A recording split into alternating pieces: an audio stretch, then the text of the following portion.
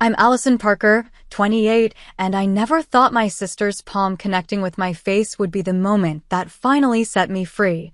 For years, I'd been the family ATM, the reliable one, the responsible sister who couldn't say no. That slap echoed through my apartment, but it was the sound of my mother's laughter afterward that truly broke something inside me. The Hawaii vacation they'd planned, using my credit, became the final chapter in our toxic story. If you've ever wondered when enough is enough with family, my story might give you your answer. Before I dive in, let me know where you're watching from in the comments, hit that like button, and subscribe if family drama stories like mine resonate with you. I grew up as the middle child in what I thought was a normal American family. My older sister Megan is now 32, and my younger brother Ethan is 24. On the surface, we were the typical suburban family, living in a modest home in Ohio, taking annual camping trips, and celebrating holidays together. That facade cracked when I was 15 and my parents divorced. My father moved across the country for a new job, and over time, his presence in our lives diminished to occasional phone calls and birthday cards. My mother, Rebecca, never quite recovered financially from the divorce. Though she received child support, it wasn't enough to maintain our previous lifestyle. She found work as a receptionist, but refused better opportunities that would require additional training or education.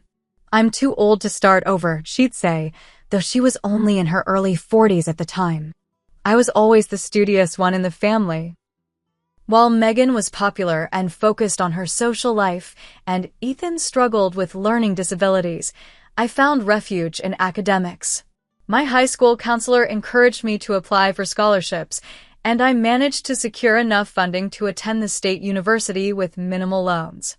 I worked part-time throughout college, graduated with honors in accounting, and quickly secured a position at a respected firm.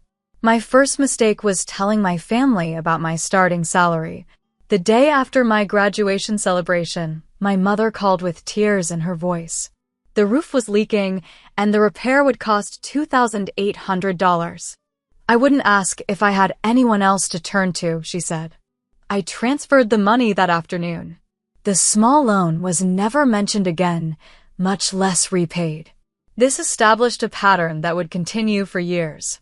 3 months later, Megan needed $1,500 for car repairs.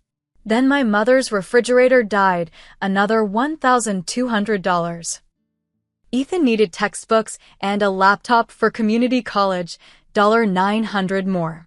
Each time, the request came with promises of repayment that never materialized.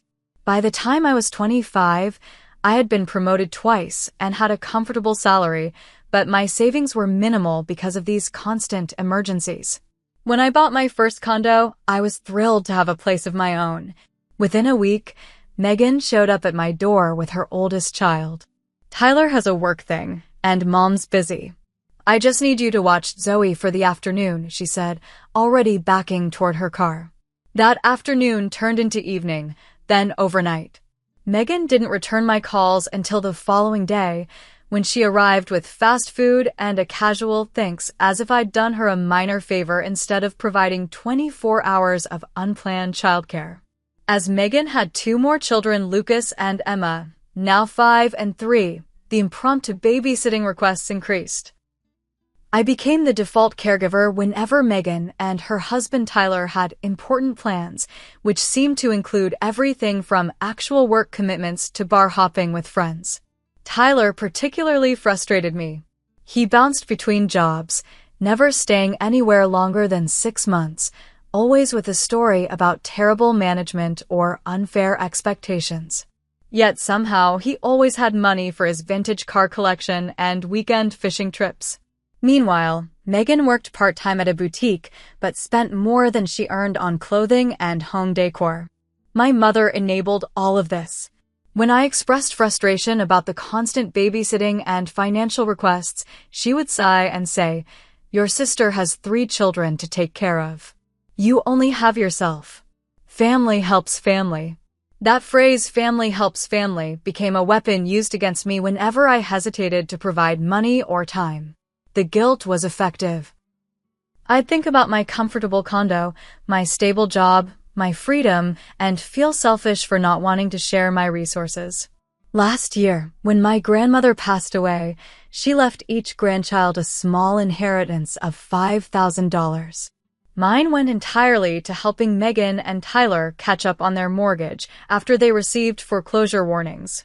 They had spent their own inheritances on a lavish anniversary trip to Cancun, assuming they could figure out the mortgage situation later.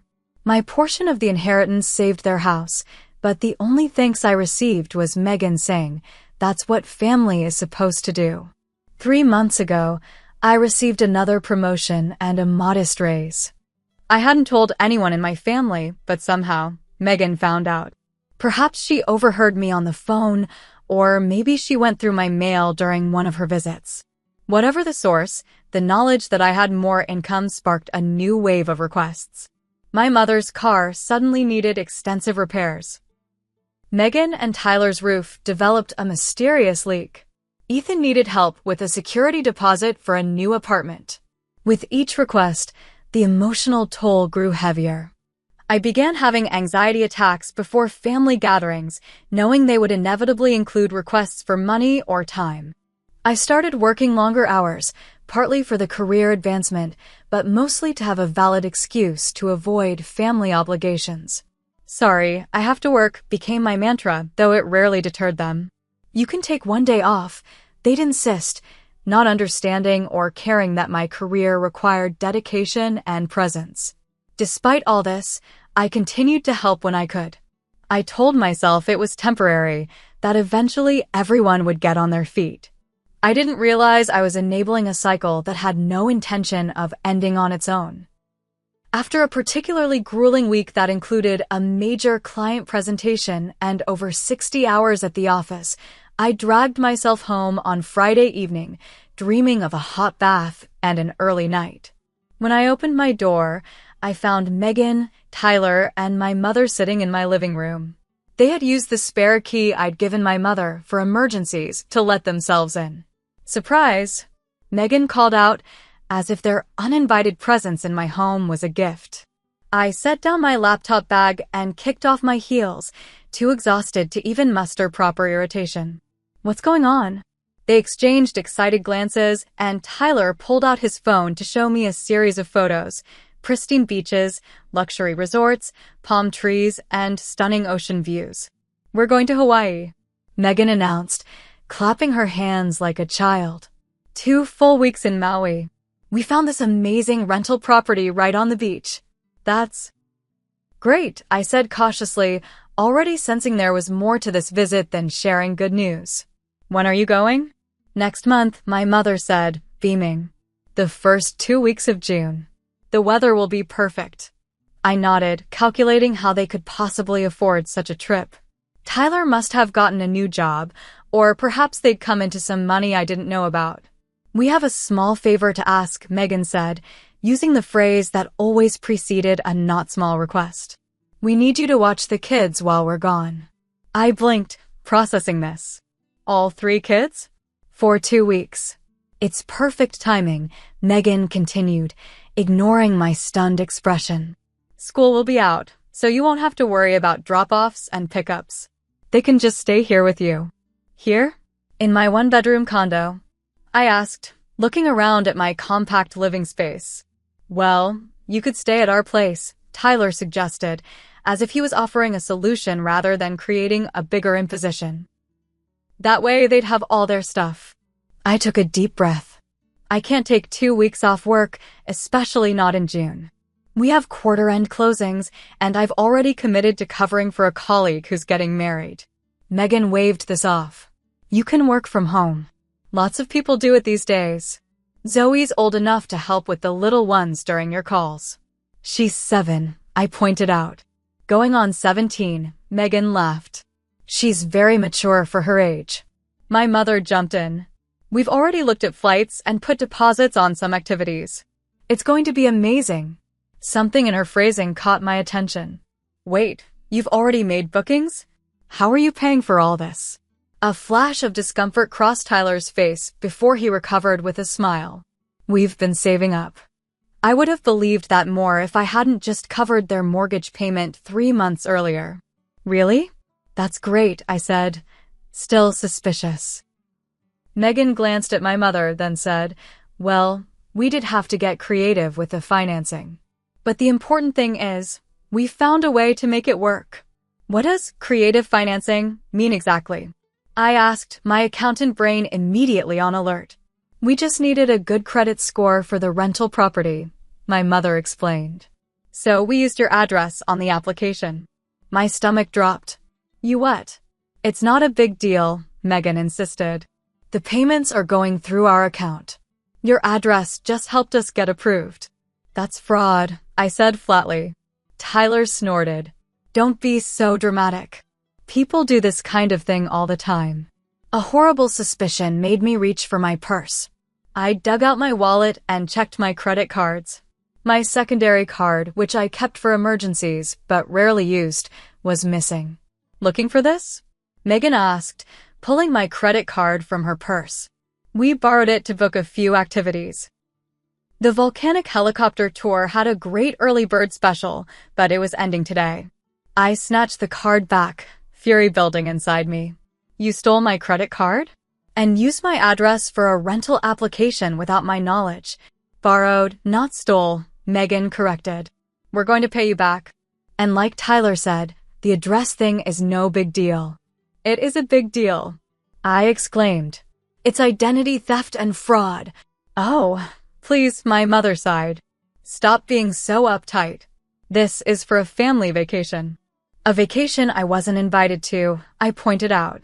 Megan rolled her eyes. Because someone needs to watch the kids. Besides, you don't have kids or a husband, so your time isn't as valuable. You can take time off whenever you want. I stared at her, unable to believe what I was hearing. My time isn't valuable because I'm single and childless? Your sister deserves a break from motherhood, my mother said firmly. It's the hardest job in the world, and she never gets time off. Tyler nodded in agreement. We need this, Allison. We've been under a lot of stress. Besides, it's not like you have anything better to do anyway. They all looked at me expectantly, and I realized with a chill that they had interpreted my shocked silence as agreement. They genuinely believed I would rearrange my entire life, sacrifice my paid time off, and potentially jeopardize my job to provide 2 weeks of childcare so they could enjoy a Hawaiian vacation they couldn't afford. A vacation they had already begun financing through fraudulent use of my information and stolen credit card. I took a moment to collect myself, fighting the urge to scream. Instead, I sat down across from them and spoke as calmly as I could. I understand that you're excited about this trip, but there are several problems here that we need to address. First, I cannot take 2 weeks off work in June. It's simply not possible with my current responsibilities. Megan's smile faltered. But you have vacation time, right?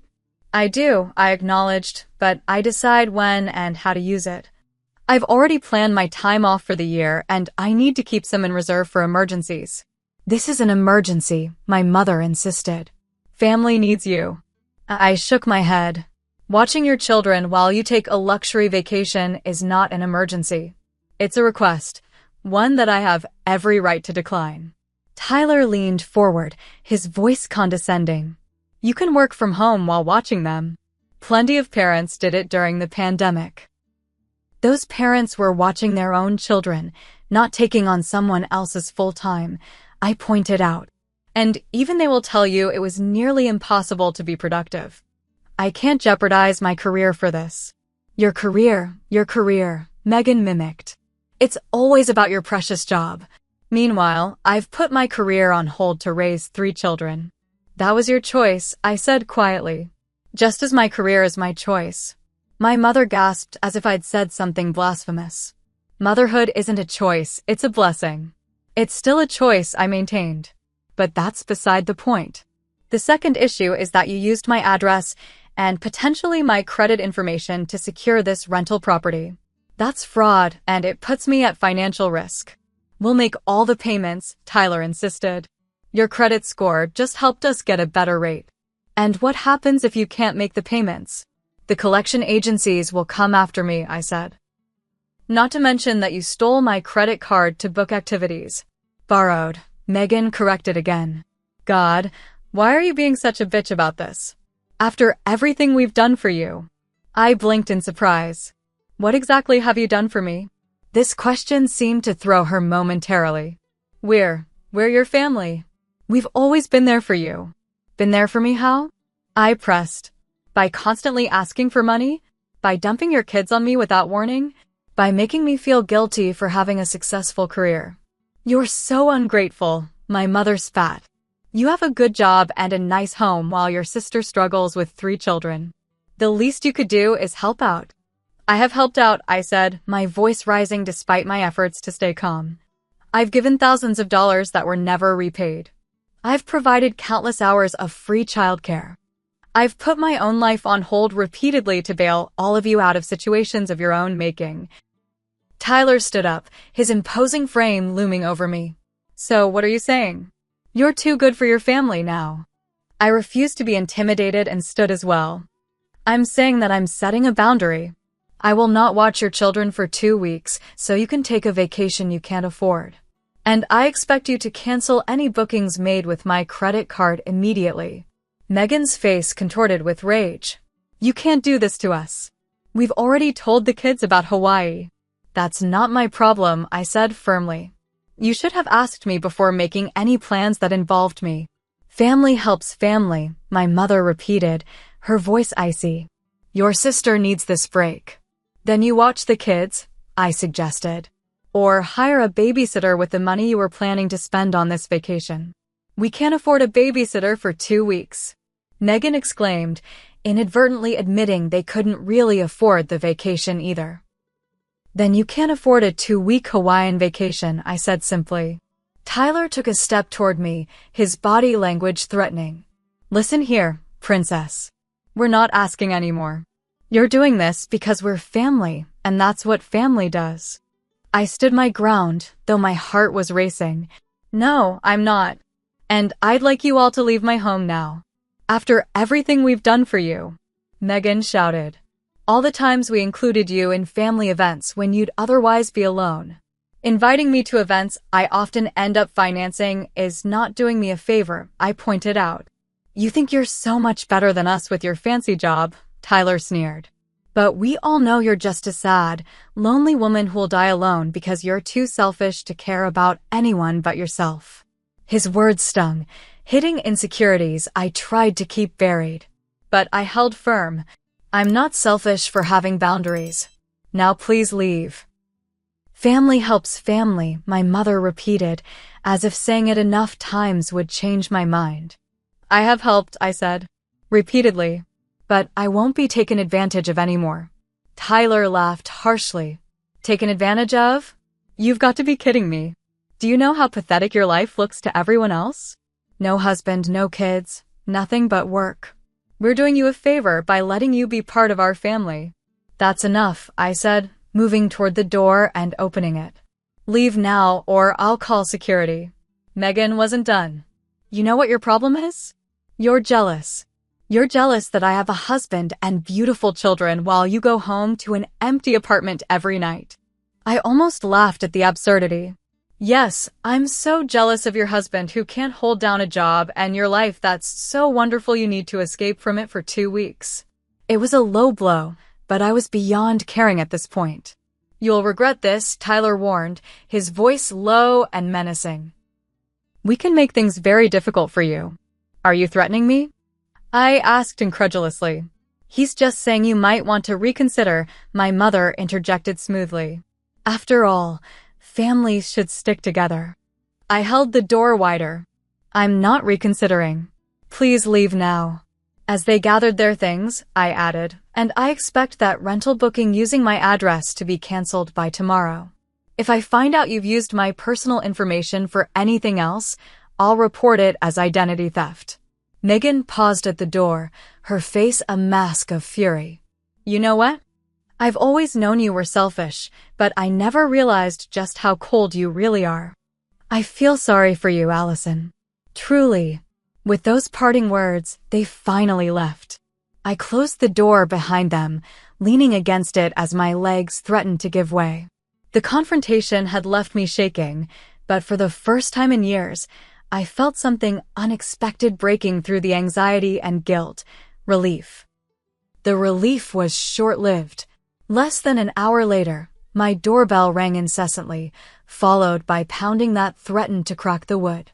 When I checked the peephole, I saw Megan, Tyler, and my mother again, their faces contorted with anger. Against my better judgment, I opened the door. "What now?"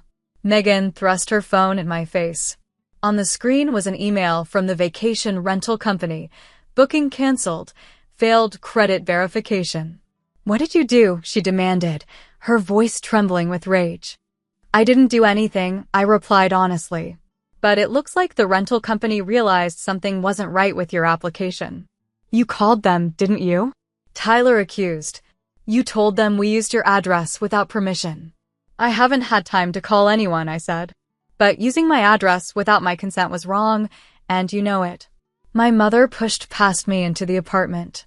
"We have to fix this right now. The children are so excited about Hawaii. We can't disappoint them." "That's not my problem," I repeated, growing tired of the entire situation. "You made plans you couldn't afford and tried to involve me without my consent. These are the consequences." Megan followed our mother inside, with Tyler close behind. I felt cornered in my own home, but stood my ground. "You have to call them," Megan insisted. "Tell them it was a misunderstanding and that you approve the use of your address."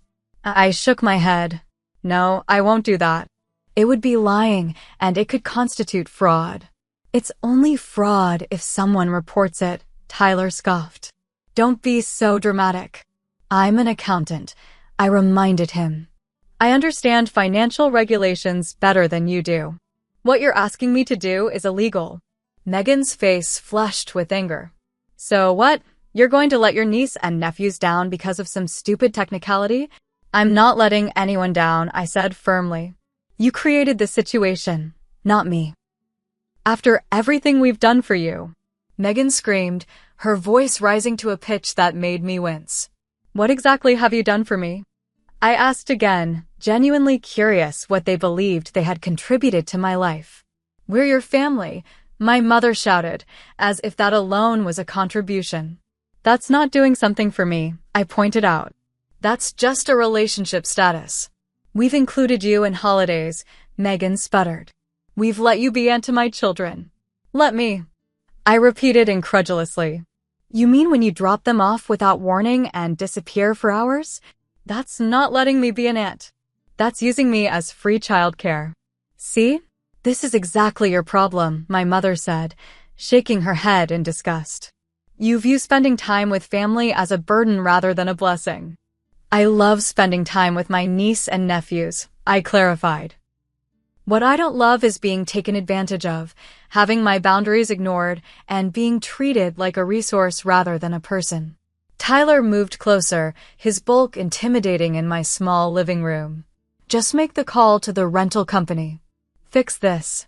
"No," I said simply. "I won't. You owe us." Megan screamed, and before I could react, she slapped me hard across the face. The sound echoed in the sudden silence. My cheek stung, and tears sprang to my eyes from the physical shock.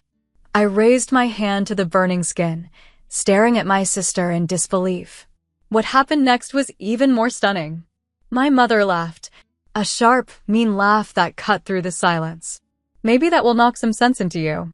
Tyler didn't laugh, but he smirked, leaning down to whisper, "We can make things very difficult for you if you don't cooperate." Very difficult. In that moment, time seemed to slow down. I saw my sister's face, still contorted with rage, but now with a hint of satisfaction at having hurt me. I saw my mother's amusement at my pain. I saw Tyler's threatening posture and the menace in his eyes. And suddenly I saw something else, a pattern that had been present my entire adult life, but that I had refused to acknowledge. This wasn't just family members asking for help. This was financial and emotional abuse. The unauthorized use of my address and credit card wasn't just an overstep, It was identity theft. The slap wasn't just my sister losing her temper, it was assault. As if watching a movie of my own life, memories flashed before me. Megan borrowing money for emergencies that were never repaid. My mother guilting me into paying bills she could have managed if she'd budgeted properly. Tyler's veiled threats whenever I hesitated to help. The constant invasion of my time and space without regard for my needs or feelings. I'd normalized it all because they were family. I'd told myself it was temporary, that someday they would get on their feet and things would be different. But in that crystallizing moment after the slap, I realized the truth. Nothing would ever change unless I changed it. I took a deep, steadying breath and lowered my hand from my cheek. When I spoke, my voice was calm and clear. I want all of you to leave my home right now. Not until you fix this. Megan demanded, still seething. You hit me, I stated flatly. You committed assault in my own home, and you think I'm going to help you now? Don't be so dramatic, my mother scoffed. It was just a slap. Sisters fight all the time. We're not fighting, I clarified. I set a boundary and Megan responded with physical violence. That's assault, not a sisterly disagreement. Are you threatening to call the police on your own sister? Tyler asked, his voice dangerously low. I met his gaze steadily. If you don't leave right now, yes. That's exactly what I'll do. You wouldn't dare, my mother said, but uncertainty had crept into her voice. Try me, I challenged, pulling out my phone. They exchanged glances, suddenly unsure. This isn't over, Megan warned as they finally moved toward the door. You've ruined everything and you'll regret it. I said nothing, just held the door open as they filed out. Tyler paused on his way past me. We know where you live, where you work, he said quietly. And we know all your personal information. Think about that before you do something you'll regret. The threat hung in the air between us. I should have been terrified, but instead, I felt oddly calm. Get out, I said one final time and closed the door firmly behind them. I stood with my back against the door for several minutes, listening to their angry voices fade as they left the building. My cheek still stung and my heart raced, but my mind was surprisingly clear. A decision had crystallized in those moments after the slap, a decision that had been building for years without my conscious awareness. I was done, completely and irrevocably done. I walked purposefully to my bedroom and pulled my suitcase from the closet. I wasn't sure exactly where I was going yet, but I knew I couldn't stay here tonight. They had a key and Tyler's threats still echoed in my ears. I needed to be somewhere safe while I figured out my next steps. As I methodically folded clothes into the suitcase, I heard my phone buzzing with incoming texts. I glanced at the screen to see Megan's name, but I didn't read the messages. Whatever justifications or accusations she was sending would only cloud my judgment now. I packed only essentials. Enough clothing for a few days, toiletries, my laptop, and chargers. Then I moved on to gathering important documents. I collected my passport, birth certificate, social security card, and financial records, placing them securely in my laptop bag. I added the few pieces of jewelry I had inherited from my grandmother, items of more sentimental than monetary value, but things I couldn't bear to lose if my family decided to retaliate by entering my apartment again. While packing, I heard more knocking at my door, but I ignored it. Through the peephole, I saw my mother standing alone, probably sent back as the reasonable one to convince me to change my mind. I returned to my bedroom and continued preparing. With my essential items gathered, I took a moment to look around my condo. Despite living here for 3 years, there were surprisingly few items I felt attached to. The furniture had been chosen for practicality rather than sentiment. The artwork on the walls had been selected to match the decor rather than to express my personality. Even the books on my shelves were mostly professional references rather than stories I loved. It struck me that I had built a life designed to serve others rather than myself. My home was a convenient place for family to drop in, my career a reliable source of financial support for their emergencies, my time an endless resource they could tap whenever needed. But what did I want? What brought me joy? I realized with a pang that I hardly knew anymore. This revelation only strengthened my resolve. I finished packing, then pulled out my phone and began the process of reclaiming my life, one step at a time. First, I sent a text to my friend Stephanie, family emergency. Need a place to stay for a few days. Can I use your guest room? Her response came quickly, of course. Everything okay? I'll explain when I see you. Thanks, I replied. Next, I opened my banking app and went through each account, canceling every automatic payment I had set up to help my family. The monthly transfer to my mother's account for emergency fund canceled. The automatic payment toward Megan and Tyler's utilities canceled. The recurring deposit to Ethan's tuition fund paused, pending a conversation with him.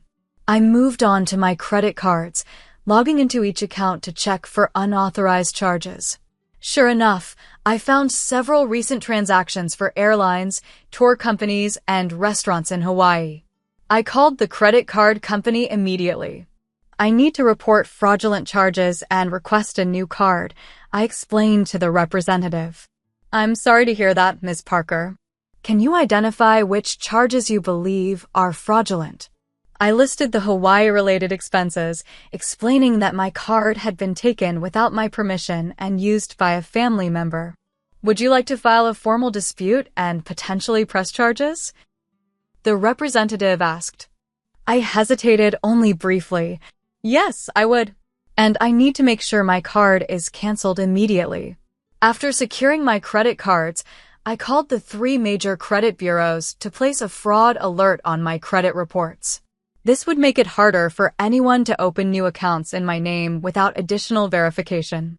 I have reason to believe my personal information may have been used without my consent, I explained to each bureau representative. I need to protect myself from potential identity theft. With my financial security addressed for the moment, I turned to documenting what had happened. I took photos of my cheek, which now showed a faint red mark from Megan's slap. I wrote down a detailed account of the conversation, the physical assault, and Tyler's threats, dating and signing the document. I then opened my email and composed a message to myself, creating a time-stamped record of events that included all the details I could remember. I attached photos of my face and a list of the fraudulent charges I had discovered. Having this documentation might prove crucial if the situation escalated further. As I worked through these protective measures, my phone continued to buzz with incoming calls and texts. I silenced it without looking at the messages. Whatever crisis my family was experiencing as a result of their canceled vacation plans was not my emergency to solve.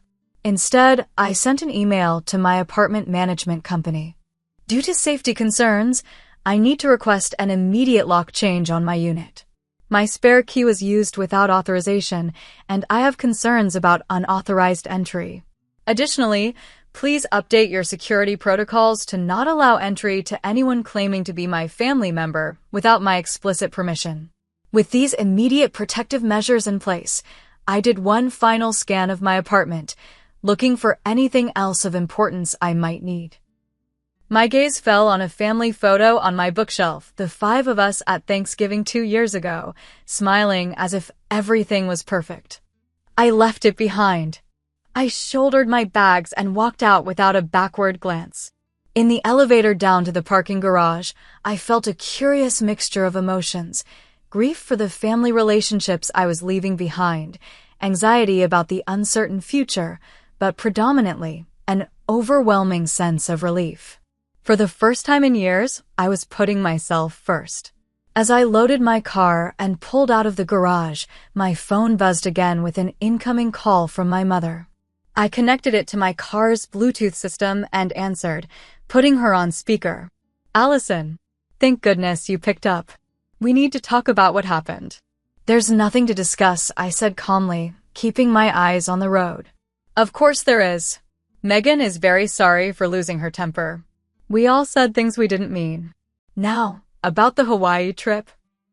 Goodbye, Mom, I interrupted and ended the call. I blocked her number, then did the same for Megan and Tyler. I would unblock them eventually, once I had established my new boundaries and was emotionally ready to interact with them again, if that day ever came. But for now, I needed space and silence to rebuild my life on my own terms. As I drove toward Stephanie's house, I felt lighter than I had in years. The road ahead was uncertain, but for the first time, it was truly mine to choose. I spent that first night at Stephanie's in a fog of emotional exhaustion, but also strange exhilaration. When I finally told her everything that had happened, her response was validating in a way I hadn't expected. "Allison, I've been worried about your family situation for years," she admitted. "The way they treat you isn't normal or healthy. I'm so proud of you for standing up for yourself." The next morning, I woke to dozens of missed calls and unread messages from unknown numbers, my family using friends' phones to try to reach me after I'd blocked them. I deleted them all without reading them. Instead, I focused on creating a plan for moving forward. My first stop was my bank, where I met with a personal banker to explain the situation. "I need to ensure my accounts are secure," I explained. "Family members have had access to my financial information, and I'm concerned about unauthorized transactions." The banker helped me close my existing accounts and open new ones with enhanced security features. We went through recent transactions to identify any additional suspicious activity. "There's a pattern of large withdrawals to the same accounts over the past few years," he noted, showing me the transaction history. "Were these authorized by you?" I nodded reluctantly.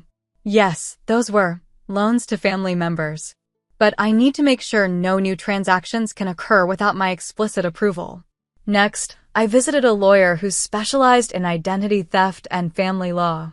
The consultation fee was steep, but worth every penny for the peace of mind it provided. "Based on what you've told me, you have several legal issues to address," the lawyer explained. "The unauthorized use of your address and credit card constitutes identity theft, even when done by family members. The physical assault, while minor in legal terms, is still assault. And the threatening behavior afterward creates a basis for a potential restraining order if needed." "I don't want to press charges," I said, surprising myself with the realization that despite everything, I wasn't ready to see my family face legal consequences. "I just want them to leave me alone while I figure things out." "That's your choice," the lawyer assured me. "But I recommend we send a formal cease and desist letter outlining the legal boundaries they've crossed and the potential consequences if the behavior continues. This creates a paper trail if things escalate." I agreed to this approach, and we drafted the letter together. It was firm but factual, listing the specific incidents of financial abuse, identity theft, physical assault, and threatening behavior, along with the relevant legal statutes they violated. It concluded with a clear statement that any further contact must be through my lawyer until I indicated otherwise. While I was still at the lawyer's office, my phone rang with a call from an unknown number. Against my better judgment, I answered it. "Allison? It's Ethan." My younger brother was the one family member I hadn't blocked, partly because he hadn't been involved in the Hawaii incident, and partly because our relationship had always been less fraught than my relationships with Megan and our mother. "Ethan, I can't talk about this right now," I said wearily. I know. Megan told me what happened, her version, anyway. But I wanted to check if you're okay." "That wasn't right, what they did." His words caught me off guard. You think they were wrong?" "Of course they were wrong," he said, sounding surprised that I would question it. "Using your credit card without permission? Hitting you? That's messed up, Allison. Really messed up." Tears sprang to my eyes at this unexpected support. "Thank you for saying that. Where are you staying?" "Megan and Mom went to your condo this morning, but the manager wouldn't let them in. They're pretty upset." "I'm safe," I said, not willing to share my location. "And I'm going to stay away for a while. I need space from all of this." "I get it," Ethan said quietly. "Just let me know if you need anything, okay? And for what it's worth, I'm sorry I didn't stand up for you sooner. They do the same thing to me, you know.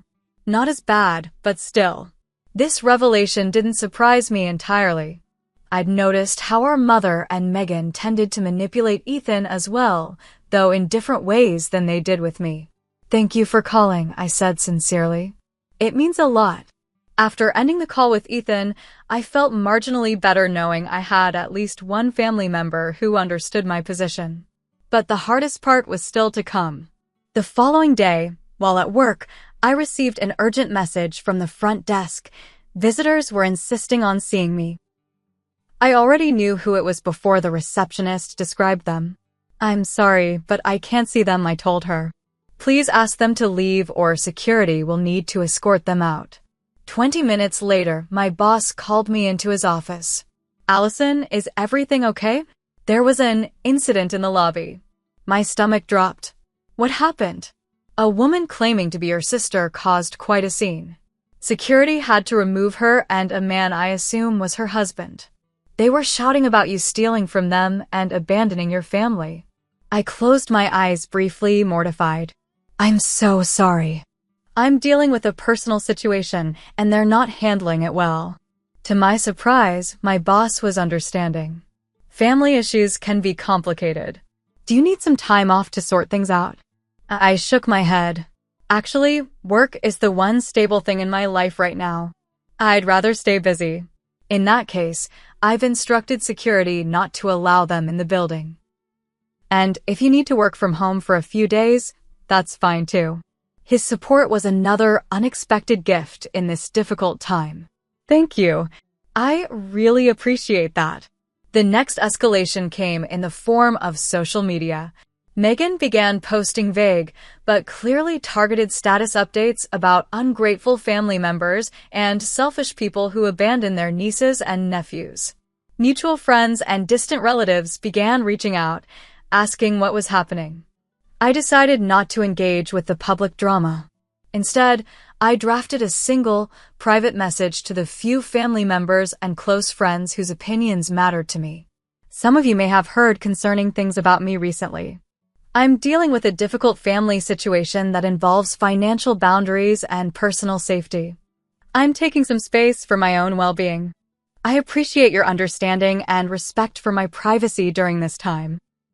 Most responses were supportive, though some relatives predictably took Megan's side without hearing my perspective.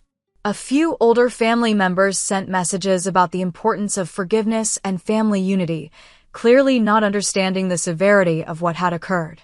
3 days after I left my condo, I received an alarming call from my credit monitoring service. Someone had attempted to open a loan in my name.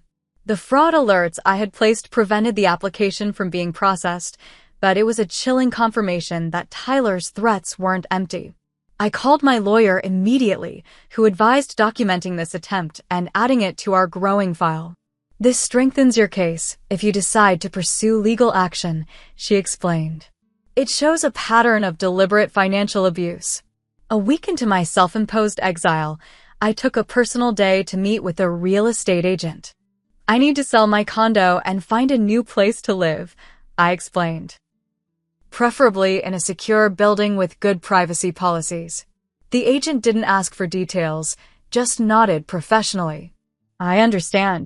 Security is increasingly important to many clients.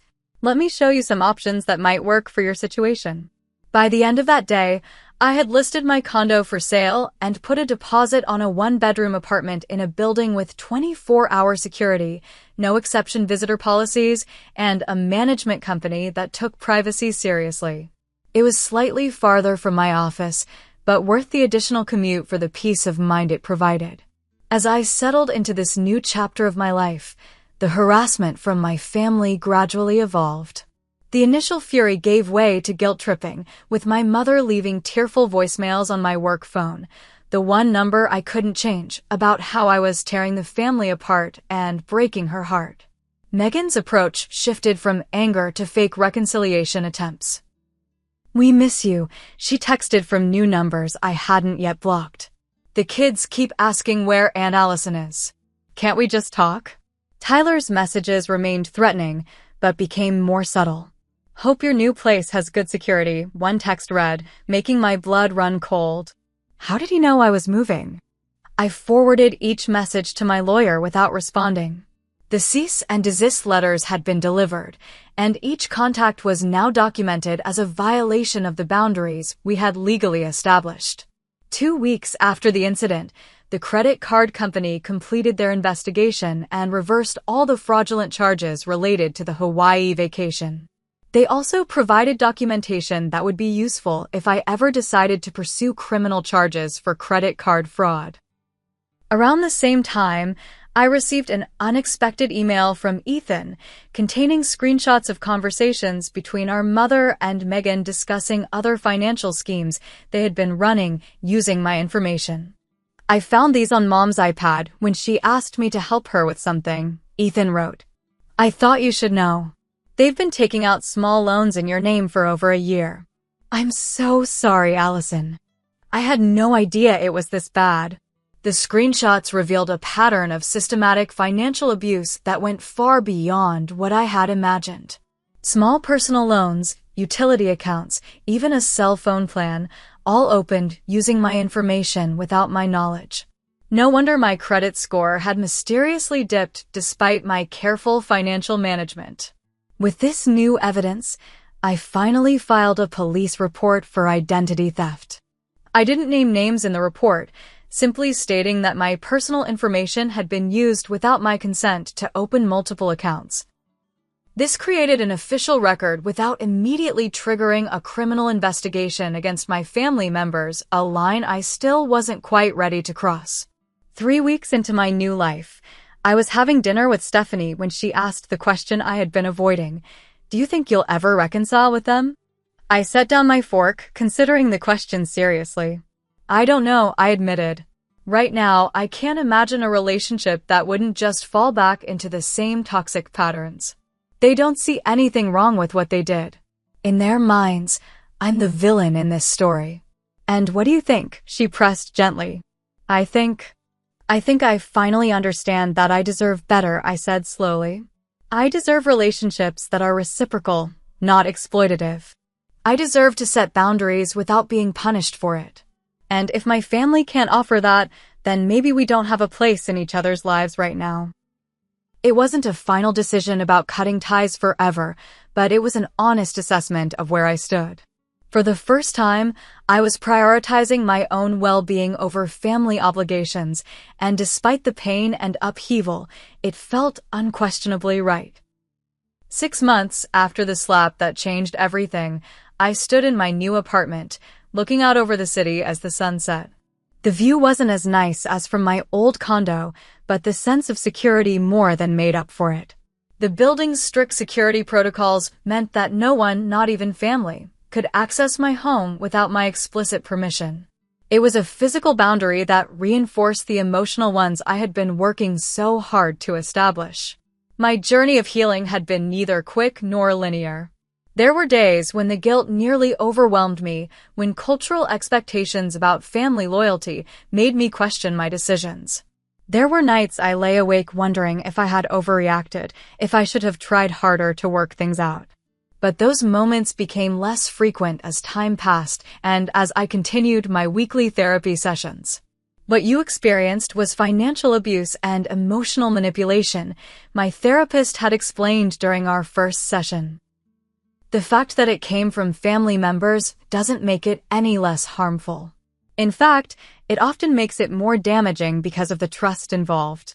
Through therapy, I began to recognize patterns that had been present my entire life.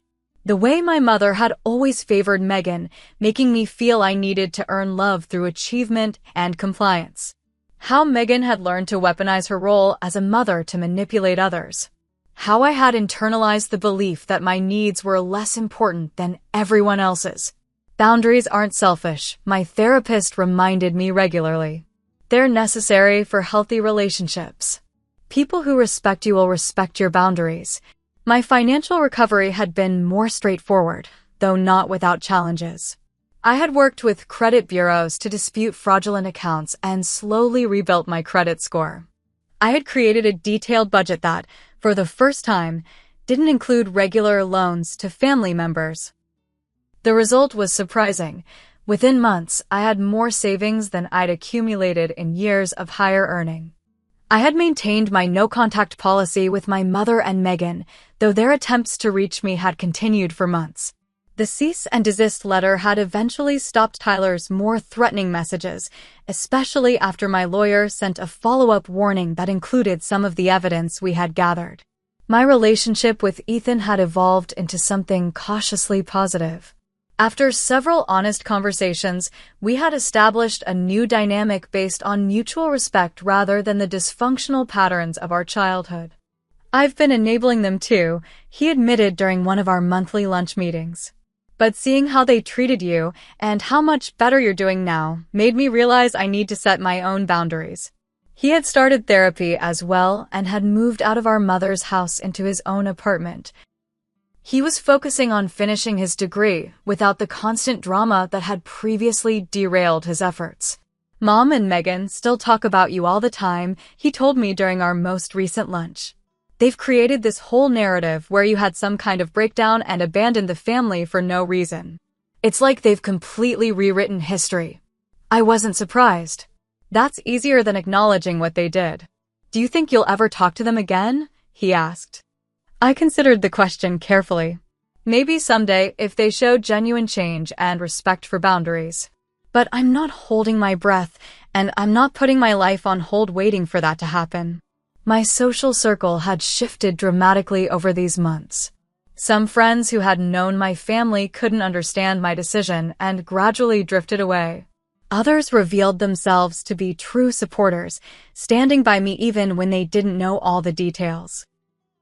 I had also joined a support group for survivors of family financial abuse, discovering that my experience was far from unique. The stories shared in that circle helped me realize that walking away wasn't a failure on my part. Sometimes it was the only healthy option. Professionally, I had continued to thrive. Without the constant drain of family emergencies and unexpected childcare duties, I had more energy and focus for my career. I had taken on challenging projects that previously would have seemed impossible to manage alongside my family obligations. My boss had noticed the change, recently mentioning me as a candidate for a senior position that would open next year. Perhaps most importantly, I had begun to rediscover myself beyond my role as the family problem solver. I had taken up hiking on weekends, joined a book club that actually discussed books rather than gossip, and even started dating again, something that had been nearly impossible with my previous, unpredictable schedule. My latest date had been with Ben, a kind environmental engineer I'd met through the book club. When he asked about my family, I had given a simple, honest answer: "We're not close right now. I'm focusing on building healthy relationships." He had nodded without pressing for details. Family can be complicated. Mine too, in different ways.